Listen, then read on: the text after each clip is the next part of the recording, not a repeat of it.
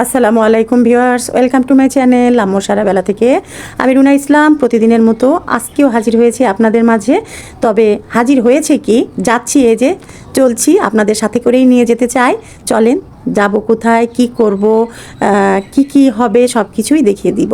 তো এই তো একটা টমটম ভাড়া করেছি, যাওয়া এবং আসা, মাঝখানে 2-3 ঘন্টার মতো ওয়েটও করতে হবে। সব কিছু মিলিয়ে 500 টাকা দিয়ে আমরা একটা টমটম গাড়ি মানে রিক্সা রিজার্ভ করেছি। তো সেই টমটম নিয়েই চলে যাচ্ছি। আর এই তো চলে আসছি কিন্তু নওগাঁ থেকে বেশ কিছু দূর, দুবলহাটি রাজবাড়ি, দেখেই বুঝতে পারছেন। আর এখানে কিন্তু একটা বড় সড়ো লিফলেট দেওয়া আছে যেখানে সব কিছু লেখা আছে। তো আমাদের ভিতরে যাওয়ার ইচ্ছা থাকলেও কিন্তু যেতে পারছি না, কারণ আবহাওয়াটা খুব একটা ভালো ছিল না। আর আমরা পরের দিন রওনা দিব ঢাকার উদ্দেশ্যে। এই জন্যই ছোটোবেলায় একবার এসেছিলাম দুবলহাটি, তো তখন নৌকা দিয়ে আসতে হতো, এরকম কিন্তু পিচঢালা পথ ছিল না। এখন অনেক সুন্দর হয়েছে রাস্তা। আর দেখতেই পাচ্ছেন পানি আর আকাশ দুইটা মিলে একাকার। তো বড় নৌকা দেখে গা কাঁপছিল। আর নৌকা রাস্তার পার থেকে, নদীর পার থেকে নৌকাতে ওঠা আমার কাছে বিশাল একটা মানে কি বলবো যুদ্ধ ছিল। তো ভয়ে ক্যামেরায় অন করে রাখছি, কিন্তু ক্যামেরার যে ভিডিওটা ধারণ করেছি সেটা কেমন যেন শর্ট হয়ে গেল, মানে ভিডিওর আকৃতি আসে নাই, তো সেটা দিতে পারছি না। তো নৌকাতে বসার পরে একটু শান্ত হয়ে তারপরে বাকি ভিডিওটা দিচ্ছি। তো এই তো হাত ছোঁয়াতে চাচ্ছি পানিতে, কিন্তু আমাদের নৌকাটা ছিল বিশাল বড়। আর বর্ষা যেহেতু, বৃষ্টি একটু পরপর আসছে, তাই একটা ছোঁয়ালা বড় সড়ো নৌকায় নেওয়া হয়েছে। নৌকাতে উঠবো, কিন্তু পানি দেখেও ভয় পাই। সাঁতার কিন্তু জানি, কিন্তু এত পানি দেখে তো আর অভ্যাস নেই। মাঝে মাঝে বছরে একবার সমুদ্রের কাছে যাওয়া, নদীর কাছে যাওয়া, সেটা তো আর ভয় ভাঙানোর কিছু নাই। আর এইরকম বিলের পানি, শুনলাম মাঝি ভাইদের কাছ থেকে যে এই বিলেই নাকি আবার কয়েকদিন পর শীতের সিজনে ধান হবে। তো ব্যাপারটা কেমন বলেন? পানি কি দেখেছেন? মনে হচ্ছে অকুল দরিয়া। তো পানিটা এত স্বচ্ছ আর টলটলে, কি আর বলবো। কালীতলা থেকে পাটালির মোড় হয়ে একটা রাস্তা চলে গিয়েছে দুবলহাটির উপর দিয়ে, তারপরে দুবলহাটি ক্রস করে আর মনে হয় 20 মিনিটের রাস্তা, তারপরেই চলে এসেছি এই হাসাইগাড়ি বিল। তো যেটা আশেপাশে আরও মানে গ্রাম আছে, শিকারপুর আছে, আরও কি কি আছে এতটা অবশ্য জানা নেই। তো এই যে নৌকার সামনে এবং পিছনে যে ছবি তুলবো বা ভিডিও করব অনেক শখই ছিল, কিছু কিছু করেওছি। সেটাও হাজব্যান্ডের মানে সাহায্য নিয়ে। একা একা যে দাঁড়িয়ে থেকে নৌকার উপরে ভিডিও করার মতো সাহস আমার হয়ে ওঠে নাই, বলতে পারেন ভীতু।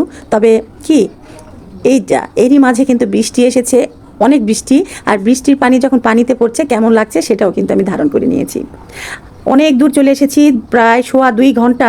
আমরা 2 ঘন্টা 2.5 ঘন্টার জন্য নৌকাটা রিজার্ভ করেছিলাম।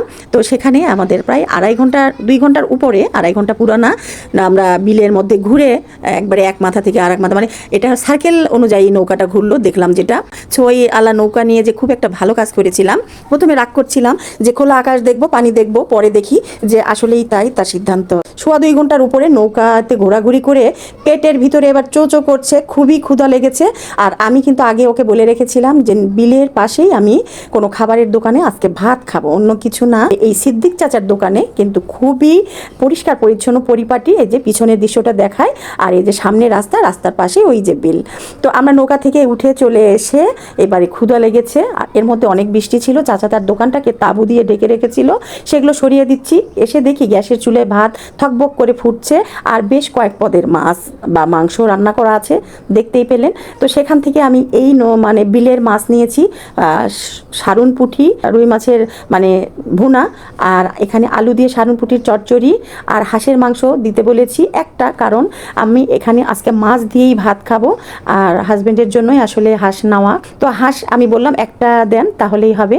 আর মাছ 2-3 ধরনের মাছ দিয়েছে, আর একটা কচুর ভর্তা। মানে মোটামুটি যেগুলো রান্না ছিল সব কিছুই, ডিম বাদে সব কিছুই আমরা নিয়েছি 1 বাটি, কোনোটা 2 বাটি করে। আর সেটা দিয়ে গরমা গরম 2 প্লেট করে ভাত অনায়াসে শেষ হয়ে গেছে। পেট ভরে ভাত খেয়ে ভাইরে ভাই নড়া যাচ্ছে না, এত মজা যে চাচার হাতের রান্না। আর সবচেয়ে বড় কথা হলো আমাদের নর্থ বেঙ্গলের রান্না, নওগাঁ, সান্তাহার, বগুড়ার রান্না, এটা তো মানে বলার কোনো কিছু রাখেই না যে কেমন হবে। অতএব কোনো দ্বিধা ছেড়েই খাওয়া যায়।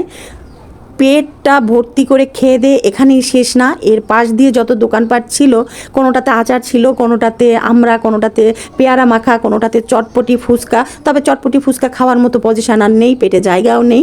তবে আচার নিয়েছিলাম বেশ কয়েক পদের, আর এর মাঝে আমার ভিডিও করার কোনো শক্তিই ছিল না। খুব সুন্দর ছিল আমাদের এই নৌকা ভ্রমণ বলেন আর আমাদের এই ঘুরে বেড়ানো বলেন, মৌসুমটাও খুব সুন্দর, নিজের এলাকাতে, বুঝতেই পারছেন। খুবই ভালো একটা সময় কাটিয়েছি, আর ভিডিওটা দেখেই আপনারা নিশ্চয়ই বুঝতে পারছেন। সকলকে ভিডিও দেখার আমন্ত্রণ জানিয়ে আজকে এখানেই শেষ করছি। আল্লাহ হাফেজ, শুভ বিকেল।